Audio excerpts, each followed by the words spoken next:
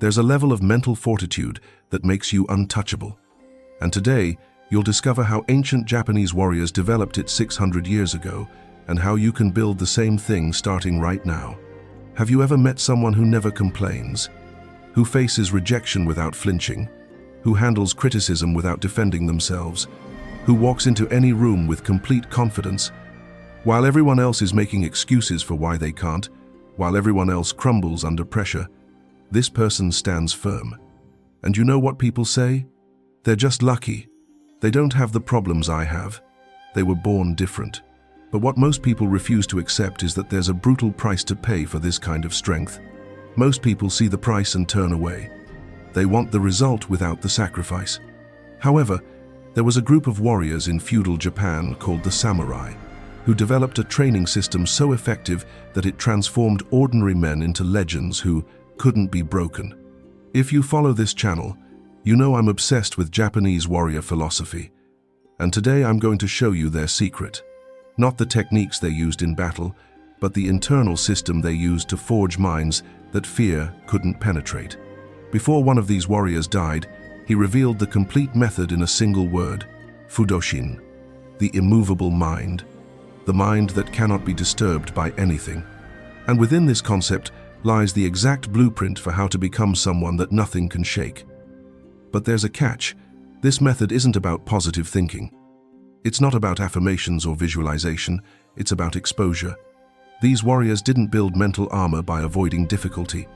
They built it by deliberately seeking the exact things that terrified them most. Before I show you exactly how this system works, I invite you to subscribe to the channel, like the video, and comment, what's the one thing that consistently breaks your composure? This really helps the channel reach more people. Plus, I enjoy reading all the comments and interacting with you. Thank you very much for your attention. Back to the video. The breaking point. The story I'm going to tell you today begins with a woman named Sophia, 28 years old, marketing manager, living in a big city, ambitious, smart, hard-working. But Sophia had a problem that was destroying her from the inside. She was fragile, not physically, mentally. Every criticism from her boss felt like a personal attack. Every difficult conversation made her stomach turn. Every conflict made her want to disappear. She'd lie awake at night replaying arguments, thinking of what she should have said, torturing herself with scenarios that would never happen. The pattern was always the same. Something would upset her, she'd lose her emotional balance, and it would take days to recover. A harsh email from a client would ruin her entire week. A passive-aggressive comment from a coworker would loop in her mind for hours. She was constantly reacting, constantly defending, constantly exhausted. And it wasn't just at work. In her relationship, she couldn't handle disagreement. Every time her boyfriend criticized something, she'd either shut down completely or explode in anger. There was no middle ground. She was either a victim or a tyrant, never someone who could simply stay calm and address the issue. Sophia's friends started avoiding difficult conversations with her. "You're too sensitive," they'd say. "You take everything personally." And they were right. She did.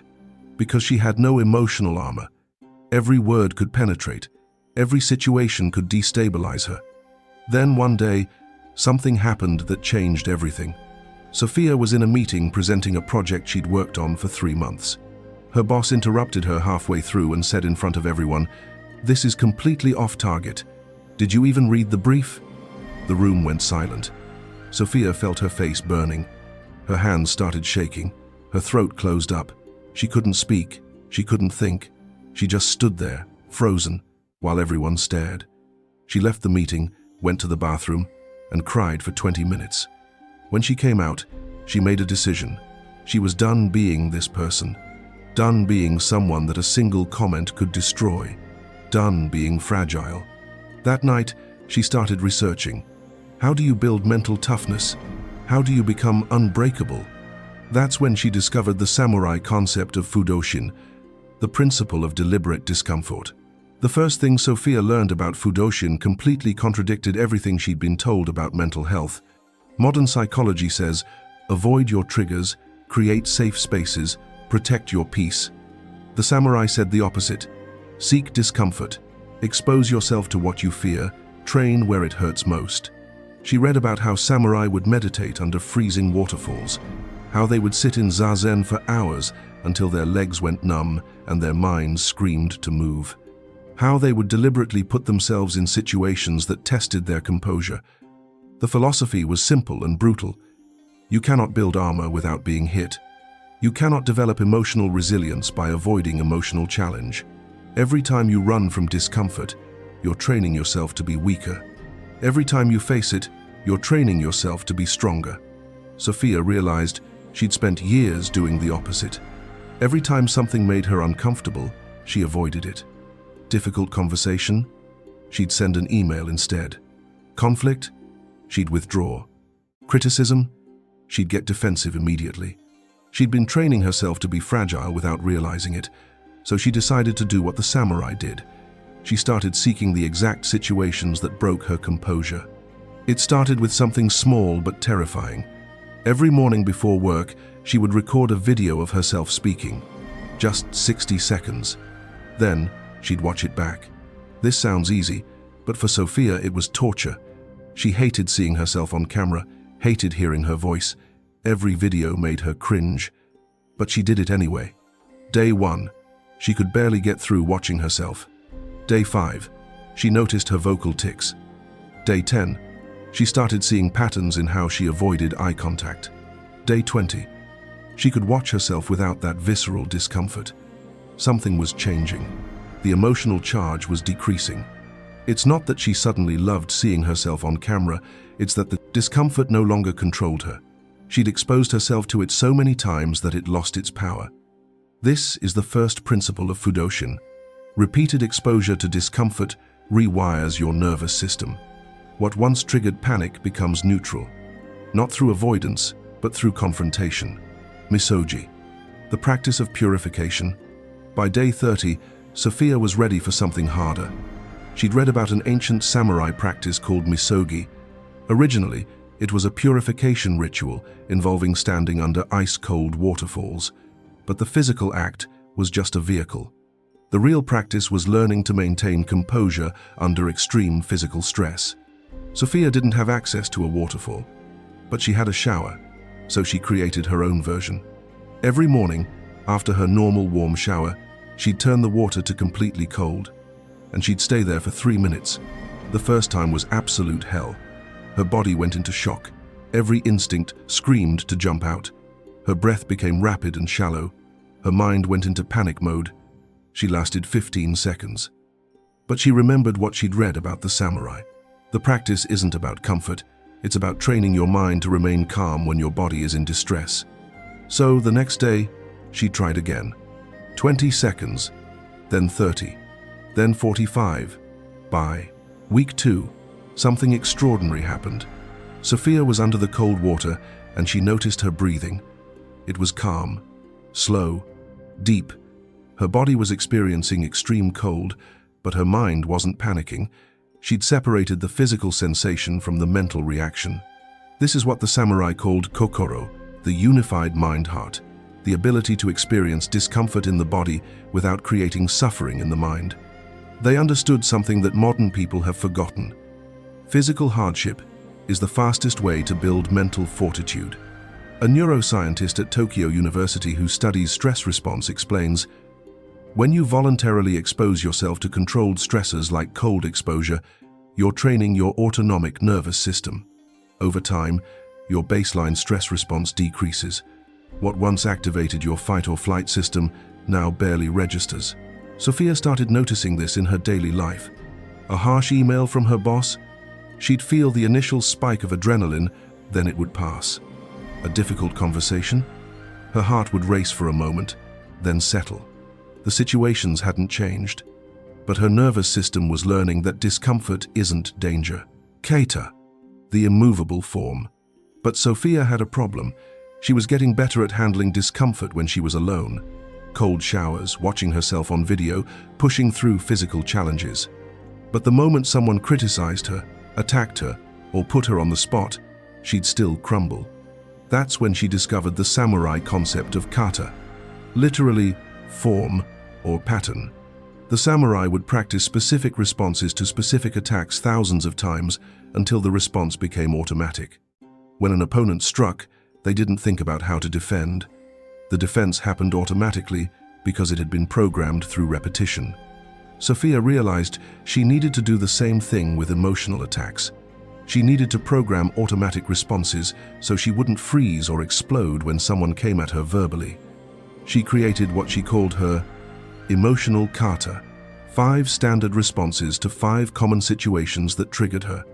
When criticized, thank you for the feedback. Let me think about that and get back to you. When attacked personally, I hear that you're upset. What specifically needs to change? When interrupted, complete silence. Let them finish. Then continue without acknowledging the interruption. When blamed unfairly, I see it differently. Here's my perspective. Then state facts without defending. When pressured to decide immediately, I need time to consider this properly. I'll have an answer by specific time. These weren't just phrases, they were emotional kata, pre-programmed responses that would activate automatically under stress. But just like a samurai practicing sword forms, she had to practice them thousands of times. Every day, Sophia would rehearse these responses out loud, in the mirror, in the car, walking to work. She'd imagine the worst-case scenarios and practice responding with her kata. It felt ridiculous at first, talking to herself, role-playing conversations that hadn't happened. But then came the test. Week 8. Her boss called her into his office and said, "The client hated your presentation. They said it was amateur work and they're considering pulling their contract." The old Sophia would have panicked, would have stammered excuses, would have felt her composure shatter. But something different happened. Her kata activated automatically. "Thank you for telling me. What specifically did they object to?" Her voice was calm. Her hands weren't shaking. She wasn't defending. She was just responding. Her boss looked surprised. He'd expected her to crumble like always. Instead, she was steady. This is the power of kata. When you've programmed your responses through repetition, you don't have to think under pressure. You just execute. Shugio, the severe training. By day 90, Sophia had made real progress. The cold showers, the video practice, the emotional kata. She was more stable than she'd ever been. But she knew something was still missing. She was handling normal stress better, but she hadn't truly tested herself under extreme conditions. She read about Shugio, the samurai tradition of severe training. These weren't normal practices. These were deliberately brutal experiences designed to break you so you could rebuild stronger. Samurai would go days without food, would train for 1-2 hours straight, would put themselves in situations where failure meant death. Sophia couldn't do anything that extreme, but she could create her own version of Shugio. She decided to do something that terrified her more than anything else: public speaking. She signed up for a local storytelling event where people get on stage and share personal stories in front of 100 strangers. No slides, no notes, just you and a microphone for 5 minutes. For Sophia, this was the ultimate test. Everything she feared combined into one experience: being watched, being judged, being vulnerable, having nowhere to hide. The first time she tried to prepare, she had a panic attack. Just imagining herself on that stage made her heart race and her palms sweat. Every part of her wanted to cancel, to make an excuse, to run away. But she remembered the samurai principle. The thing you most want to avoid is exactly the thing you most need to face. So she didn't cancel. She prepared, but not the way most people prepare for a speech. She didn't memorize every word. She didn't practice until it was perfect. Instead, she did something the samurai would do. She deliberately practiced failing. She'd stand in her living room and intentionally mess up her story. She'd practice forgetting her words. She'd practice standing in awkward silence. She'd practice every worst-case scenario until none of them triggered panic anymore. The night of the event came. Sophia's name was called. She walked on stage, 100 faces staring at her, the lights in her eyes, the microphone in her hand, and something incredible happened. She felt the fear, the adrenaline, the instinct to run, but she didn't react to it. She spoke. About 2 minutes in, she forgot her next line. Complete blank. In the past, this would have destroyed her. But she'd practiced this exact moment.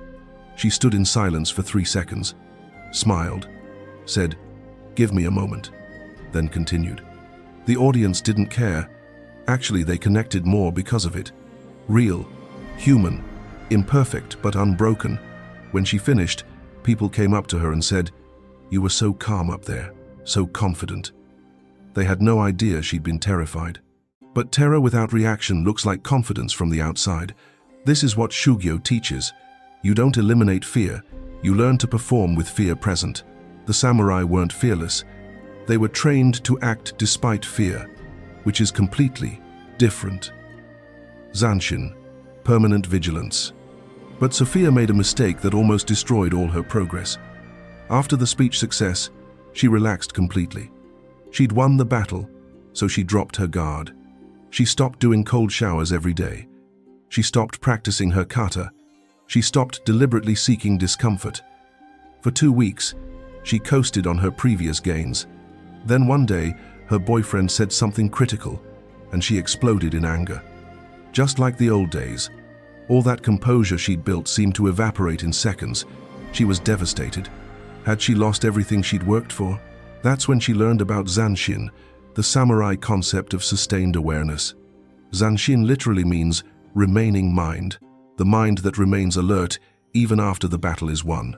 Samurai knew that more warriors died after victory than during battle because they let their guard down. Sophia realized she'd done exactly that. She'd treated mental toughness like a goal to achieve rather than a practice to maintain. The moment she stopped practicing, the gains started reversing. It's like muscle. Stop training and it atrophies. She read about how samurai maintained Zansshin throughout their entire lives. They never stopped training, even in times of peace, even in old age, because they understood that mental armor requires constant maintenance or it rusts. So, Sophia made a new commitment. This wasn't a 90-day challenge. This was a lifetime practice. The cold showers weren't something you do until you're fixed. They're something you do forever because maintaining resilience requires constant stimulus. She created what she called her non-negotiables. 3 practices that would happen every single day regardless of circumstances. Morning, 3-minute cold shower, afternoon. Record and watch a 60-second video. Evening, practice emotional kata for 5 minutes, no exceptions. No, I'm too tired or I don't feel like it. Because the samurai understood something crucial. Discipline is maintaining. Practice especially when you don't want to. The transformation was immediate. Within a week of reinstating her daily practices, her composure returned. But more than that, she understood something deeper. She'd never be done. There is no finish line where you become permanently unbreakable. There's only the practice. And as long as you maintain the practice, you maintain the strength. Fudoshin, the immovable mind. 6 months into her training, something shifted in Sophia that she couldn't quite explain. She wasn't just handling difficult situations better. She was becoming someone different fundamentally. People at work started noticing. "You never get rattled anymore," her co-worker said. "Nothing seems to bother you." Her boss, the same one who used to make her cry, started treating her with more respect. Not because she'd confronted him, but because her presence had changed. When you stop reacting to provocation, you stop being an easy target. People who push others are looking for a reaction. When they don't get one, they move on. Sophia had become what the samurai called like a mountain. Solid, immovable, there but unaffected. But the real test came on day 187. Sophia's company announced layoffs. 30% of the staff would be cut. The office became a chaos of fear and politics. People were panicking, spreading rumors, trying to make others look bad to save themselves. Sophia's old pattern would have sent her into terror mode. Sleepless nights, constant worry, frantically trying to prove her worth. But something different happened this time.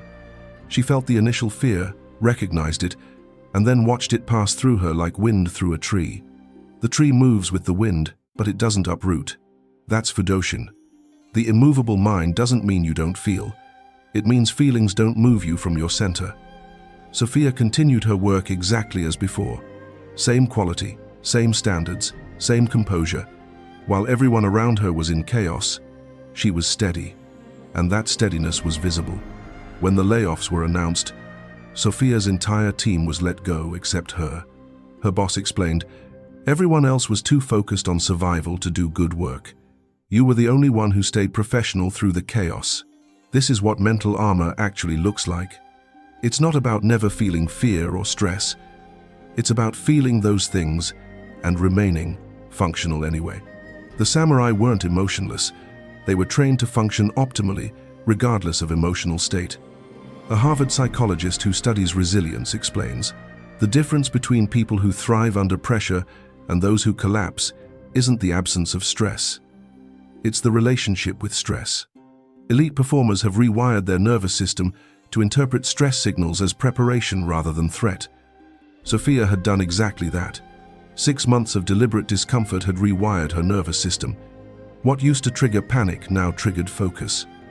Her body still produced adrenaline under stress, but instead of shutting down, she became more present. Mushoku, no gaining idea.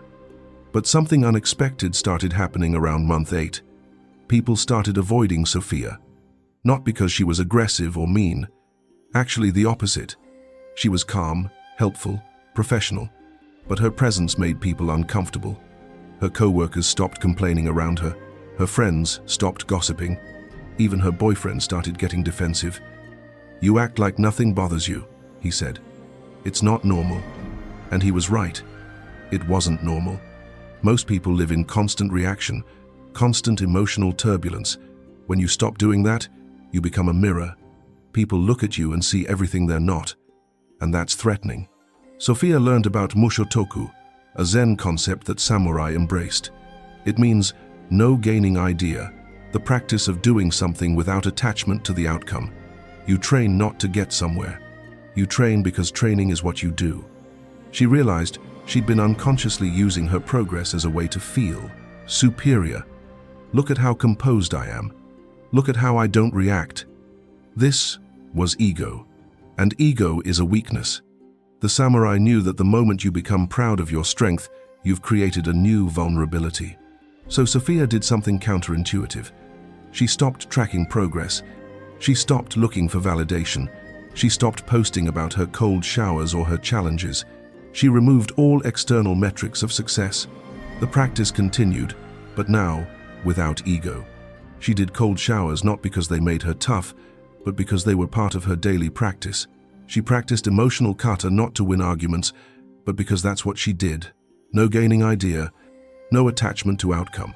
And paradoxically, this made her even stronger, because now there was nothing to defend, no identity to protect, no image to maintain. She just was. People found this even more unsettling.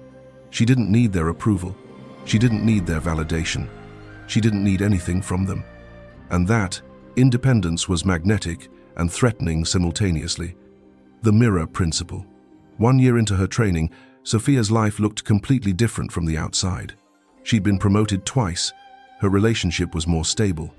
She'd spoken at 3 more events, but the biggest changes were internal and invisible. She developed what the samurai called Heijoshin, a mind that remains normal regardless of circumstances. Not happy all the time, not emotionless, just stable, responsive rather than reactive. But she noticed something that ancient warriors had warned about. The stronger she became mentally, the more she saw weakness in others, and this created a problem. She started feeling impatient with people who couldn't handle basic stress, frustrated with people who made excuses, judgmental of people who quit when things got hard. She'd become what she used to hate, someone who looked down on others for not being strong enough. This is the trap that destroys many people who develop real mental toughness. They become arrogant, dismissive. They forget they were once weak too. Sophia read about how the greatest samurai were also the most compassionate, not because they were soft, but because they remembered the path. They remembered how hard it was to build strength. They remembered that everyone is at exactly the stage they're supposed to be at. This is what's called the mirror principle. When you develop real strength, you become a mirror for others. Some will see their potential reflected in you and feel inspired. Others will see their weakness reflected in you and feel threatened. Neither reaction is about you, it's about them. Sophia learned to hold her strength without flaunting it, to be helpful without being preachy, to be an example without being judgmental. This is the highest level of Fudoshin, every B, strength that doesn't need to prove itself. She started mentoring younger people at work, not by telling them to be tougher, but by sharing her practices when they asked. She'd tell them about cold showers, about emotional kata, about deliberate discomfort. Some tried it. Most didn't, and she was okay with both. Because she'd learned the final lesson of the warrior path. You can only save yourself. You can show others the way, but you cannot walk it for them. Everyone must build their own armor through their own exposure to hardship. The price of armor. 18 months after starting her journey, Sophia was unrecognizable from the woman who'd cried in the bathroom after a meeting. She'd developed genuine mental armor, but she'd also learned something that nobody talks about. Mental toughness has a price, and that price is loneliness. When you stop complaining, you realize how much social bonding happens through shared complaining. When you stop reacting emotionally, you realize how much connection happens through emotional drama. When you stop seeking validation, you realize how many relationships were based on mutual neediness.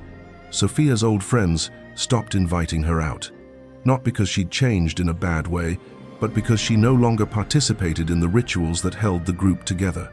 The complaining about work, the gossiping about others, the collective victimhood. Her family started making comments. "You've become cold. You're not fun anymore. You take everything so seriously." What they meant was, you're not playing your old role. You're not the person we could rely on to be fragile, so we don't have to examine our own fragility. This is the part nobody tells you about building real strength. You don't just change. Your entire social ecosystem has to reorganize around the new you. And some people won't make the transition. Some relationships will fall away, and that's the price. The samurai understood this. They lived apart from regular society. Not because they thought they were better, but because their way of life was incompatible with normal civilian life. When you train yourself to face death without fear, you can't relate to people who panic about minor inconveniences. Sophia had to make peace with this. She lost some friends. Her relationship with her family became more distant, but she gained something more valuable: self-reliance. She no longer needed others to regulate her emotions. She no longer needed constant validation. She could stand alone. This is what the samurai called tanrin, the forging process. Like steel heated and hammered repeatedly, you become harder, stronger, but also more isolated, because most people are still soft metal, and soft metal can't relate to forged steel. The eternal practice. 2 years into her journey, Sophia realized something profound. She'd started this thinking there would be an end point, a day when she'd be done and could relax. But that day never came, and it never would. The samurai had a saying, "Training is a lifelong path. There is no mastery, only practice. There is no arrival, only the journey. The moment you think you've arrived is the moment you start deteriorating." Sophia saw this in herself. Any week she got lazy with her practices, she'd feel her mental armor thinning. The composure would decrease. The reactions would increase. The armor required constant maintenance, or it would rust. But something had shifted in how she related to this truth. At first, it was disappointing. "You mean I have to do this forever?" But now, she understood. The practice was the point. The daily cold shower, the emotional kata, the deliberate discomfort. These weren't methods to achieve something. They were the something. This is what the samurai called Shugio no Michi, the way of austere training. The path itself is the destination. You're not training to become enlightened in the future. Training itself is the enlightened state. You're not practicing to become strong later. Practicing is what strength looks like. Sophia had become someone for whom challenge was normal. Discomfort was expected. Difficulty was welcome. Not because she was masochistic, but because she understood that these things were the fire that kept her steel tempered. She created a life where every day contained some element of deliberate hardship.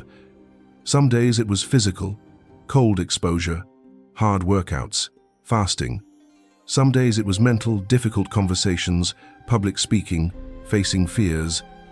But there was always something, because she'd learned the ultimate lesson: Comfort is the enemy of capacity.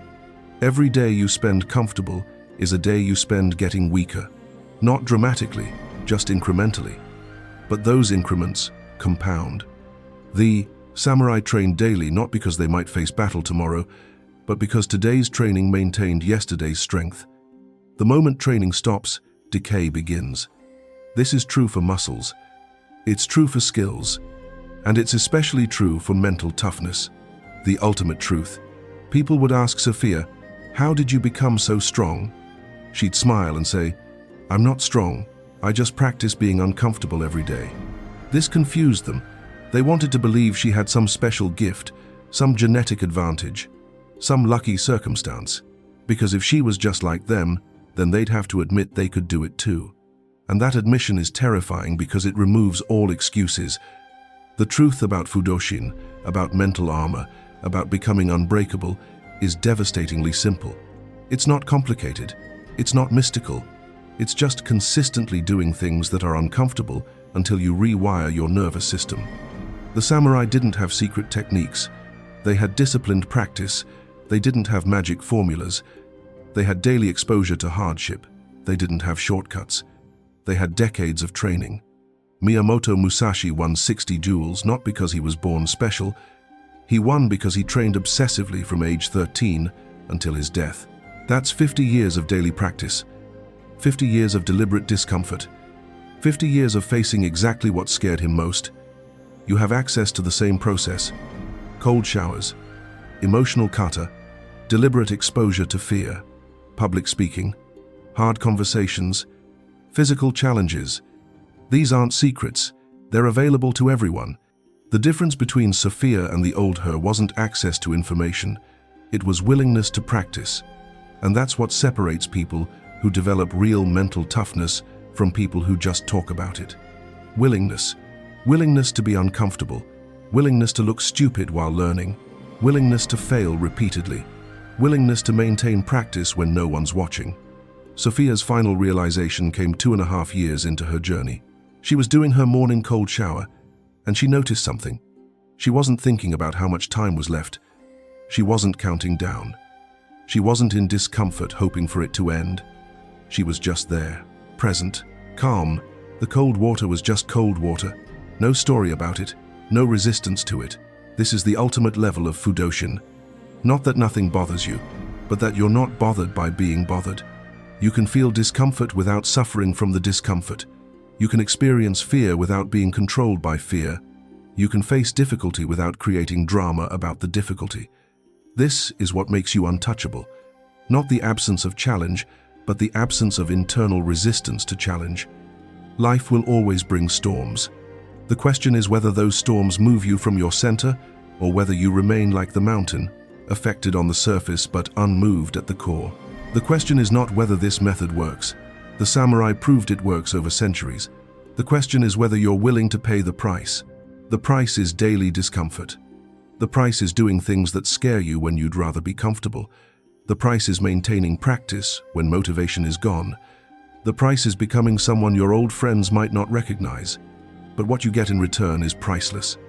You get to move through life untouchable. You get to face anything without breaking. You get to become the person who makes others ask, how are they so calm? How do they handle so much? If you enjoyed this video, I invite you to subscribe to the channel, activate the bell, and leave a like. And tell me in the comments, what's the first uncomfortable practice you'll start today? What's the fear you'll face instead of avoiding? Remember, mental armor isn't built in comfort. It's forged in the fire of deliberate hardship. If you've made it this far, thank you very much for your attention. Now go do something that scares you. See you in the next video.